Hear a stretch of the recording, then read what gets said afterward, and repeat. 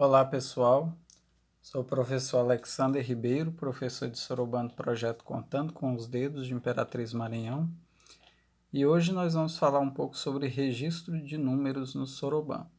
Nós vamos iniciar esse vídeo falando sobre registro de números dos números naturais. Como já foi explicado em vídeos anteriores, o Soroban ele vem separado por classes, né? Ele possui suas classes. Na régua de numeração, você passando o dedo aqui da direita para a esquerda, nessa régua central, né, que fica no meio do Soroban, da direita para a esquerda você vai sentir pontinhos, 3 pontinhos aqui em seguida, você vai ter um tracinho. A maioria dos Sorobans, né, ela vem com essa separação. Esse tracinho é o que a gente chama de separação de classe. Ou seja, a cada 3 pontinhos muda a classe. A cada 3 eixos tem uma nova classe. Por quê?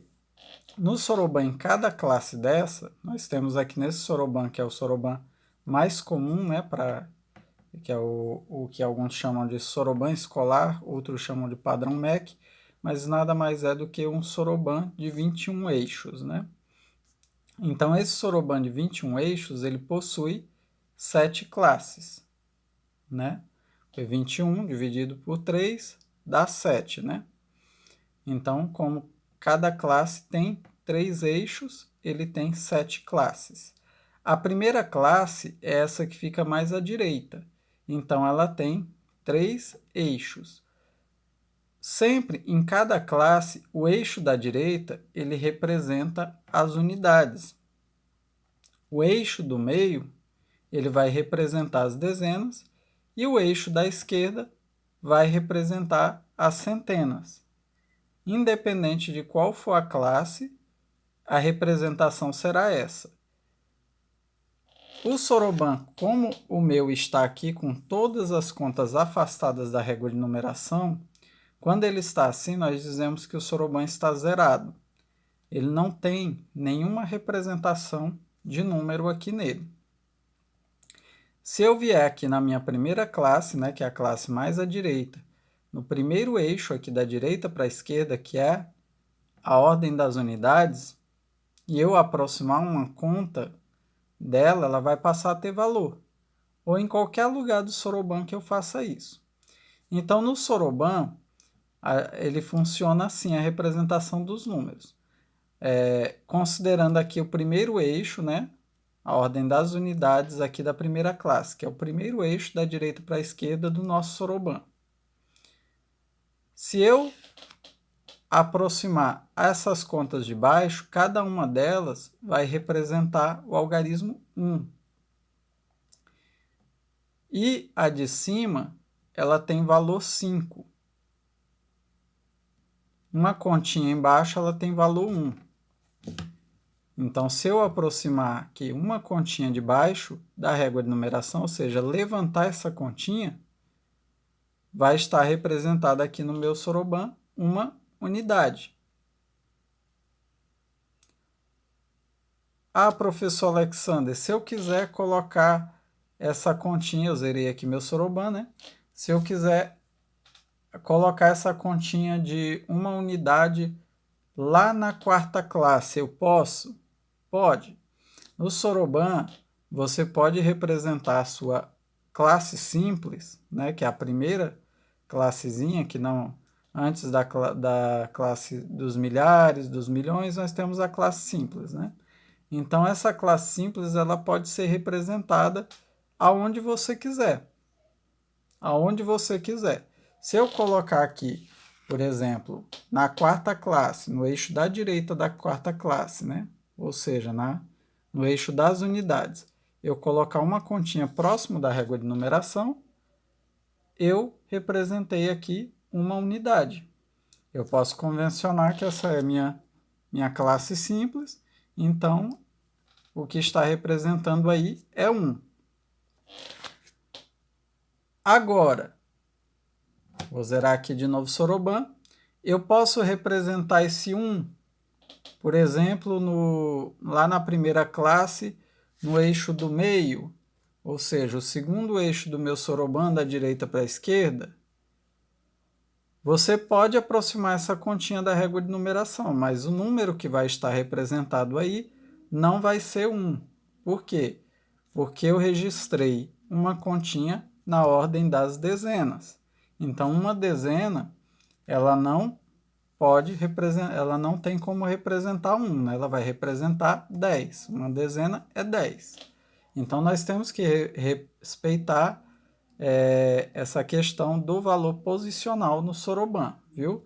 Se eu quero unidades, eu não posso representar no eixo das dezenas. Se eu quero dezenas, eu não posso representar no eixo das unidades ou das centenas e assim por diante. Então, mostrando aqui de forma simples, como que seria o registro dos números naturais no soroban. Vamos fazer a representação aqui dos números de 0 a 20. Então, o 0 é quando não tem nenhuma continha aproximada no soroban. Então, já tenho aqui no meu soroban, como ele está zerado, ele já é a representação do 0. Cada eixo ele pode representar os 9 algarismos, né? De 0 a 9. Sendo que, quando não tem nada naquele eixo, ele representa o 0. Então, aqui no eixo das unidades da primeira classe, eu vou aproximar uma continha de baixo, né? Uma continha da parte de baixo. Essas continhas da parte de baixo, como nós já falamos, elas têm valor de 1. Então, quando eu aproximei uma continha da régua de numeração, aqui no eixo das unidades, né? Na ordem das unidades, então eu representei o número 1. Se eu aproximar mais uma continha nesse mesmo eixo, eu tenho agora duas continhas próximas da régua de numeração no eixo das unidades, eu tenho 2 unidades, então eu tenho 2. Então, para mim representar agora o número 3, basta eu adicionar mais uma continha. Para mim representar o número 4, basta eu adicionar mais uma continha dessas de baixo à régua de numeração.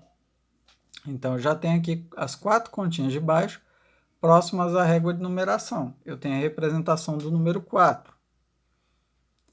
E agora, para mim representar o número 5. Como foi falado já também, as contas de cima elas têm valor de 5.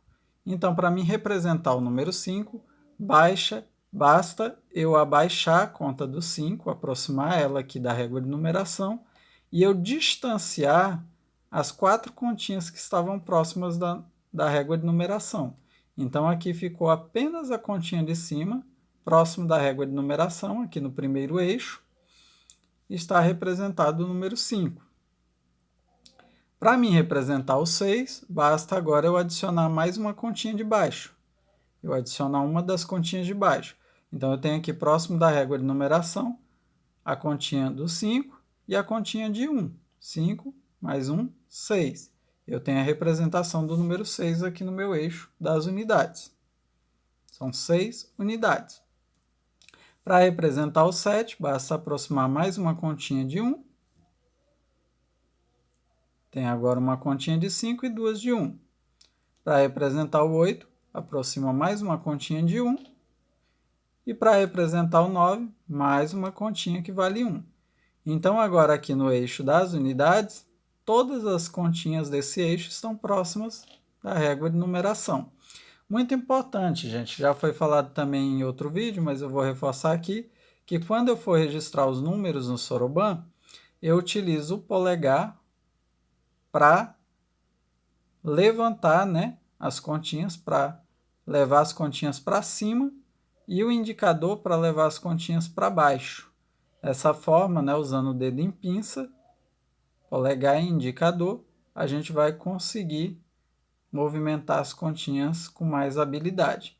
Então, sempre que eu quero levantar as continhas, eu uso o polegar. Sempre que eu quero abaixar, eu uso o indicador, né?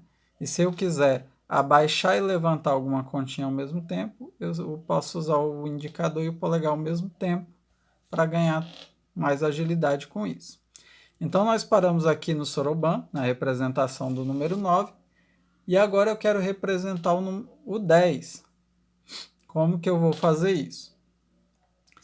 Muito simples. Eu vou aproximar uma continha aqui do eixo 2, do segundo eixo do meu soroban, e vou distanciar da régua de numeração todas as continhas do eixo da unidade. Dessa forma, eu tenho uma continha aproximada aqui da régua de numeração nas dezenas e nenhuma continha nas unidades. Então, eu tenho uma dezena representada aqui no meu soroban. Uma dezena é 10. Se a gente prestar bem atenção, é muito semelhante a como a gente iria escrever isso no papel. Eu tenho 1 na dezena e tenho 0 na unidade. 10. Então, para mim fazer o 11, basta eu aproximar uma continha aqui da régua de numeração no eixo das unidades. Agora eu tenho uma continha na dezena e uma continha na unidade, que formam o número 11, uma dezena e uma unidade. Para fazer o 12, basta colocar mais uma continha na ordem das unidades.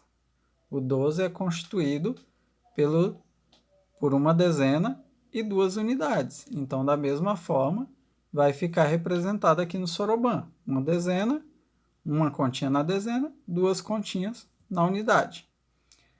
Para mim fazer o 13, mais uma continha na ordem das unidades.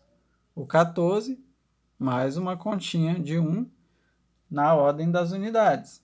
Então, eu tenho agora uma continha de 1 na ordem das dezenas, 4 continhas de valor 1 na ordem das unidades. Uma dezena e 4 unidades formam o número 14. Para mim fazer o 15, basta eu acrescentar a continha do 5, aproximar ela aqui da régua de numeração e distanciar todas as continhas que valem 1 da régua de numeração. Assim eu fiquei com uma continha que vale 1 na ordem da dezena e uma continha que vale 5 na ordem das unidades. Uma dezena e 5 unidades formam aí o número 15, né? Para fazer o 16, basta eu aproximar uma continha que vale 1 na ordem das unidades. Fiquei então com uma continha na dezena, uma continha de 1 na dezena, uma continha de 5 e uma de 1 na unidade. Para fazer o 17, mais uma continha de 1 na ordem das unidades. 18, mais uma continha de 1 na ordem das unidades. 19, mais uma continha de 1 na ordem das unidades. E para fazer o número 20, para representar o número 20 aqui no soroban, basta eu aproximar mais uma dezena aqui na ordem, mais uma continha aqui na ordem das dezenas e distanciar da régua de numeração todas as continhas da ordem das unidades. Dessa forma, eu fiquei no meu soroban com 2 continhas na dezena e nenhuma continha na ordem das unidades. 2 dezenas é igual a 20. Se a gente parar para pensar, é igual à representação que a gente faria, né, escrevendo no caderno. Eu tenho o número 2, o algarismo 2, na dezena e o 0 na unidade. 2 dezenas, 0 unidades, formam o número 20. Então, gente, toda a lógica de registro dos números naturais no soroban vai seguir essa mesma lógica, né? Se a gente sabe registrar até 20 no soroban, os demais números não vão ser nenhum mistério. Se eu quiser, por exemplo, registrar o número 123, eu vou colocar uma continha, e é muito importante isso, ó, que sempre no soroban a gente registra os números da esquerda para a direita, igual acontece na hora da gente escrever no caderno, né? Ou em braille numa máquina, né? Porque na reglete a gente escreve invertido, mas na máquina a gente escreve da esquerda para a direita também, né? Quando vai utilizar a máquina Perkins para escrever em braille. Então, pessoal, para mim registrar o número sempre da esquerda para a direita. Se eu quero registrar o número 123, eu vou colocar uma centena, 2 dezenas e 3 unidades. Então, aqui no meu eixo das centenas da primeira classe eu registrei o 1, que é o terceiro eixo da direita para a esquerda, né? No eixo das dezenas da minha primeira classe, que é o segundo eixo da direita para a esquerda, eu aproximei duas continhas da régua de numeração, duas continhas de baixo, que vale 1, e na unidade eu aproximei 3 continhas que valem 1 da régua de numeração. Dessa forma, eu tenho uma centena, 2 dezenas e 3 unidades. Formam um número 123. Se a gente parar para pensar, é muito semelhante ao que a gente escreveria, né, numa folha de papel, seja a lápis, a caneta ou em braille, utilizando, né, da grafia aí em braille, né? Eu tenho 1, o 2 e o 3, logo em seguida, né, da esquerda para a direita. Eu tenho 1, 2 e 3, formam o número 123. Se eu quiser registrar o número 1234, aí o 1000 ele vai estar na unidade de milhar, né? Então, se essa minha primeira classe, eu convencionei que ela vai ser para mim a minha classe simples, a próxima classe é a classe dos milhares. Então, a unidade de milhar, ela é a primeira ordem, né? Ela é a ordem da direita aqui da segunda classe. Ou seja, da direita para a esquerda vai ser o meu quarto eixo. Então, eu colo registro 1 na unidade de milhar, o 2 na centena, o 3 na dezena e o 4 na unidade. Então, eu tenho uma continha aproximada da régua de numeração aqui na unidade da segunda classe. Eu tenho duas continhas aproximadas da régua de numeração na casa das centenas da primeira classe, 3 continhas registradas aqui aproximadas da régua de numeração na ordem das dezenas da primeira classe e 4 continhas aproximadas da régua de numeração na casa das unidades. Ou seja, essa minha unidade aqui da segunda classe, ela é unidade de milhar, né? Ela está representando a unidade de milhar aqui como eu convencionei. Então, eu tenho 1234. Tenho 1 na unidade de milhar, 2 na centena, 3 na dezena, 4 na unidade. Igual se a gente fosse, né, registrar no papel.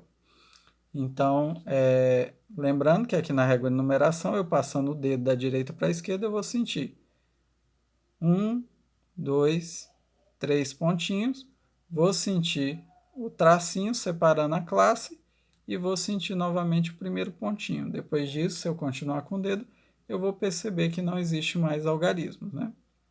Então, na hora de ler esse número, eu passo meu dedo na régua de numeração, né, da esquerda para a direita. Quando eu encontro aqui o primeiro algarismo, eu me localizo, verifico, né, em qual classe, qual ordem que eu estou. Então, eu vou verificando aqui, ó, passando da direita para a esquerda, eu vou identificar que o primeiro pontinho é unidade, o segundo pontinho é dezena, terceiro pontinho é centena, vou identificar o tracinho, vou identificar o primeiro pontinho da unidade de milhar e vou perceber que depois disso não há mais algarismos registrados no Soroban. Então, eu volto meu dedo aqui para fazer a leitura, né? E a partir aqui da unidade de milhar, eu vou ver que tem uma continha na unidade de milhar, vou passar o dedo nas centenas para verificar aqui, vou verificar que tem 2 continhas na centena, vou passar o dedo sobre a dezena, a gente passa sempre embaixo e em cima, viu, gente? Porque se passar o dedo só embaixo, pode não perceber a continha de 5, né? Essa dica aqui eu estou dando para quem acompanha o canal aí que é cego. Então, vou verificar que tem 3 continhas na dezena e aqui na unidade eu vou verificar também todas as continhas, embaixo e em cima, percebo que tem 4 embaixo, então tem 4. Então eu formei o número aqui, 1234.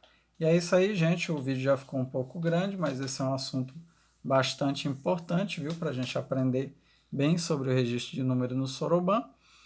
e para facilitar aí os próximos vídeos que virão, em que a gente vai começar a falar um pouco sobre adição. Se você gostou do vídeo, não se esqueça de deixar aí o seu like, né? Deixe comentários também, se você tiver dúvidas ou quiser comentar alguma coisa, deixe seu comentário e ative as notificações para você ficar sabendo quando houver novos vídeos aí dessa série, né? Que nós vamos trabalhar várias coisas aqui de Soroban, vamos apresentar várias coisas de Soroban aqui nos próximos vídeos, ok? Abraço, até o próximo vídeo.